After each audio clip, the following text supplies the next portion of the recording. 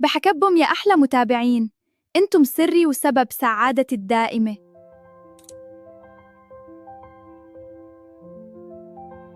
أخيراً انتهى هذا القرف.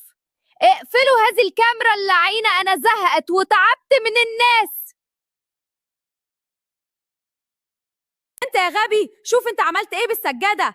أنت وعارف سمك جزمتي بكام؟ أنا آسف. آسف مش هطلص الكارثة دي، هتدفع الثمن. أنا آسف يا أنسة، والله ما كنش قصدي. أنت مجرد قمامة تماماً زيك زي المتابعين اللي بيزقوا تمثيلي.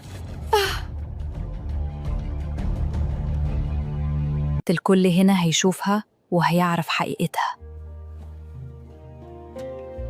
سقط القناع، وفي لحظة واحدة خسرت كل شيء، وكل المتابعين بدأوا يشيلوا من عندها المتابعة.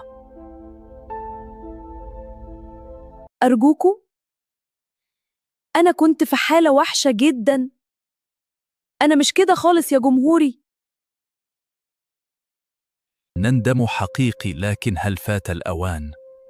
هل ستسامحوني؟